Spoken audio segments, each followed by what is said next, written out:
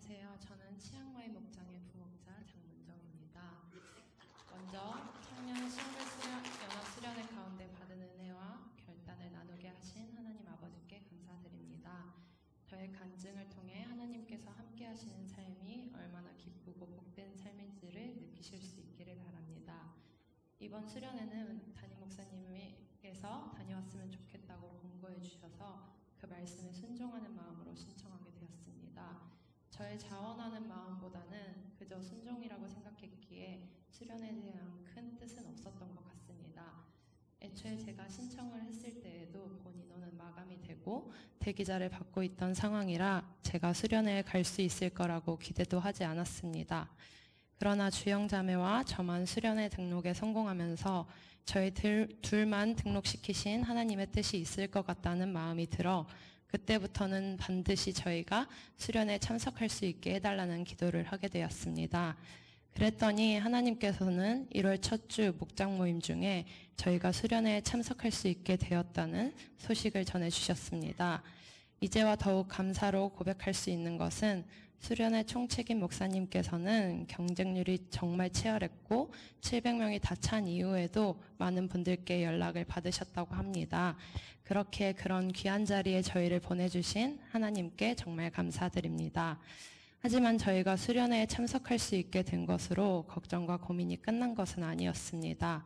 저희는 자차가 없기에 대중교통으로 가야 하는 상황이었는데 충북 괴산의 산골짜기에 있는 수련원까지 가려면 환승에 환승을 거쳐 9시간을 가야 했습니다. 이 때문에 고민하던 중 담임 목사님께 상황을 말씀드리니 목사님께서 방안을 제시해 주셨습니다. 그것은 바로 주최 측에 금방 가정교회 연락처를 요청하여 같이 가면 된다는 것이었습니다. 다시 한번 순종하는 마음으로 기도하며 그대로 하였더니 광주 사랑과 사랑교회라는 귀한 동역자 교회를 보내주셔서 함께 떠날 수 있게 되었습니다. 실제로 수련원에 가보니 대중교통으로는 도저히 갈 수 없는 곳이라는 것이 더 크게 느껴져서 교통편이 해결된 것도 하나님의 크신 은혜라는 것을 깨닫게 되었습니다. 그럼에도 저희에게 있어서 가장 큰 문제 중 하나는 재정 문제였습니다. 알바를 할 수 없는 상황 속에 있는 주영자매와 3월 첫 주 시험을 앞두고 하고 있던 일을 그만둔 저에게는 15만 원의 수련회비와 교통편을 위한 5만 원, 총 20만 원이라는 금액이 큰 부담이었습니다. 순종하는 마음으로 등록한 수련회지만 금액에 대한 부담으로 걱정과 고민이 늘어가던 중 저녁 기도회가 시작하면서 재정 문제를 중보기도 제목으로 내어놓게 되었습니다. 당장 그 문제가 해결되지는 않았지만 중보기도로 내놓은 그 순간부터 저에게는 평안함이 찾아왔습니다. 일하시는 하나님께서는 이번 문제도 완벽히 해결해 주실 것이라는 확신이 들었기 때문입니다. 아니나 다를까 수련회를 떠나기 바로 전 주일에 하나님께서는 저희에게 딱 필요했던 금액을 채워주셨습니다. 또 한 번 하나님의 살아계심을 경험하며 모든 것은 주님 손에 있음을 느끼는 시간이었습니다. 이 자리를 빌어 저희를 위해 중보기도 해주시고 후원해주신 모든 성도님들께도 감사드립니다. 또한 저는 시험을 일주일 앞두고 이번 수련회에 다녀오게 되었습니다. 그런데 신기하게도 시험을 일주일 앞뒀다는 그 사실이 제게는 하나도 두렵거나 떨리거나 부담이 되지 않았습니다. 심지어 수련회 중 조별 나눔을 하다 보니 저희 조에는 각종 시험을 준비하는 청년들이 대부분이었는데 그 청년들은 시험 준비로 인해 주변의 눈치도 보고 비난도 들으며 어렵게 수련회에 왔다는 소식을 나누어 주었습니다. 그러면서 한 청년이 제게 물었습니다. 문정 자매님은 시험이 일주일밖에 안 남았는데 주변에서 만류하지 않았어요? 라고 말이죠. 그 말을 듣고 나서야 저는 비로소 이런 생각이 들었습니다. 그러네? 왜 내 주변 사람들은 누구도 나에게 수련회 참석에 대해서 부정적인 말을 하지 않았을까? 그 답은 하나님께 있었습니다. 시험이 일주일밖에 안 남은 상태에서 수련회를 가기로 결정한 그 자체로도 큰 부담인데 만약 주변에서 말리기까지 했다면 저는 수련회를 포기했을지도 모르겠습니다. 그러나 이 모든 상황을 다 아신 주님께서는 주변 사람들의 입술과 마음까지도 다스려 주셨던 것 같습니다. 그래서 저는 이번 수련회가 수련회 자체로도 참 감사하고 은혜였지만 그 과정 가운데 저를 얼마나 사랑하고 계시는지를 매 순간 보여주셔서 더욱 감사했습니다. 이제 2박 3일 수련회 기간 중 받은 은혜를 깊이 나누고자 합니다. 먼저 수련회 첫 강의를 맡으신 신근욱 목사님께서는 청년 굴복이라는 주제로 말씀, 기도, 그리고 성령 이 세 가지에 굴복하고 살면 된다는 말씀을 해주셨습니다. 그 중에서도 예수님께서 승천하시면서 주신 선물인 성령을 받기 위해 끊임없이 기도하며 기다려야 한다고 하셨습니다. 이 말씀을 듣는 중 나는 과연 얼마나 성령을 사모하며 기도에 굴복하고 있는지 되돌아보게 되었습니다. 기도와 성령 충만을 통하여 과거도 미래도 아닌 오늘의 하나님 나라가 임하도록 간구해야 한다는 그 말씀이 제게는 이렇게 들려왔습니다. 문정아, 너가 만난 하나님으로 인해 너의 목장을 살려라. 이 마음이 드는 순간 더욱더 목장과 목원들을 위해 기도의 자리를 사모해야겠다는 마음이 들었습니다. 생각만으로 끝나는 것이 아니라 기도가 삶이 되어 목장을 살리는 부목자가 되겠습니다. 수련회 첫째 날 저녁부터는 최영기 목사님께서 강의를 해주셨는데 첫 강의의 주제는 사역과 믿음의 기초였습니다. 신앙생활을 하다 보면 믿음이 흔들리는 순간이 오는데 그 이유는 믿음의 근거가 약하기 때문이라고 하시며 믿음은 아닐 가능성이 있다는 것을 알고 있음에도 믿는 것이기에 더욱 귀한 것이라고 하셨습니다.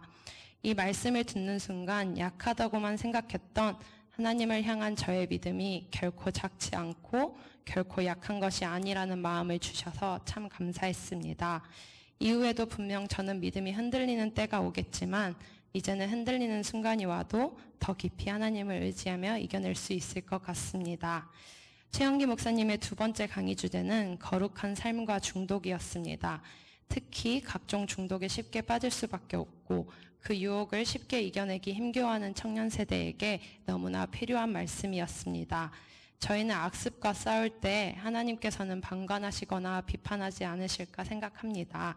하지만 하나님께서는 그 악습에 함께 싸우시는 동지라는 것을 말씀해 주시며 그러니 이겨도 싸우고 저도 싸워야 한다고 하셨습니다.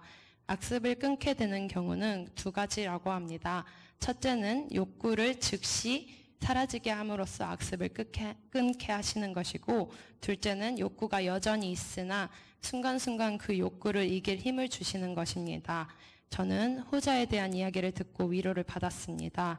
제가 가지고 있는 악한 습관들을 끊으려고 수없이 노력하였지만 그게 잘 되지 않아 좌절할 때가 참 많았습니다. 하나님께 기도하면서까지 악습을 끊고자 하였지만 잘 되지 않았습니다. 그러나 이 말씀을 통해 저의 기도가 잘못되었다는 것을 알게 되었습니다. 저는 그동안 욕구가 사라지게 해달라는 기도를 해왔는데 하나님께서 바라시는 것은 욕구가 남아있더라도 악습이 나타나려고 하는 순간마다 하나님께 의지함으로 이겨내는 것이었습니다. 그래서 앞으로는 욕구를 놓고 기도하는 것이 아니라 순간마다 하나님께 제가 이 순간을 이겨낼 힘을 주세요 라고 기도하며 악습을 끊어내겠습니다. 세 번째 강의는 가정교회 사역에 관한 것이었습니다. 가정교회의 핵심은 모두가 아시다시피 성경대로 하는 것입니다. 여기서 성경대로의 의미는 두 가지로 해석됩니다. 첫째는 단순한 이해입니다. 성경이 그렇다고 하면 그런 줄 알고 아니라고 하면 아닌 줄 아는 것입니다. 둘째는 단순한 순종입니다. 성경이 하라고 하면 하고 하지 말라고 하면 하지 않는 것입니다. 즉 내가 동의되지 못하더라도 이해가 되지 않더라도 성경이 하라는 대로 하는 것이 핵심입니다. 물론 이 말씀은 담임 목사님께서도 여러 번 강조하신 말씀입니다. 그렇지만 저는 다시 한번 이 말씀을 들으면서 나는 과연 성경대로 살아내고 있는가 되돌아보게 되었습니다. 이전까지는 이 말씀을 그저 이론으로 받아들였기에 저의 삶이 되기보다는 아는 것에 머물러 있었습니다. 그런데 하나님께서는 그런 저의 모습을 회개하게 하셨습니다. 성경대로 살라는 목사님의 말씀과 하나님의 말씀에 순종하지 못했기 때문입니다. 그렇기에 부목자의 삶도 어렵게만 느껴졌나 봅니다. 사실 저는 얼마 전 목장 분가를 준비하며 부목자의 자리를 내려놓아야 하나 고민을 했습니다. 부목자라는 자리를 제 욕심으로 지켜왔던 것 같고 저보다 이 자리에 적합한 자가 있는 것 같고 제게 맞는 자리가 아니라는 생각이 들었기 때문입니다. 그러나 하나님께서는 최영기 목사님의 말씀을 통해 목자, 목녀, 부목자는 삶 그 자체라고 하시며 이 자리는 사역이 아니라 사명이라는 것을 깨닫게 하셨습니다. 그동안 저는 부목자를 제게 주어진 사역으로 받아들여 많은 책임감과 부담감에 짓눌려 있었던 것 같습니다. 그래서인지 제가 목원들의 육적인 문제, 경제적인 문제는 해결해주지 못하더라도 영적인 문제에 있어서만큼은 도와줘야 한다는 생각이 있었습니다. 하지만 하나님께서는 이런 생각마저도 깨뜨리셨습니다.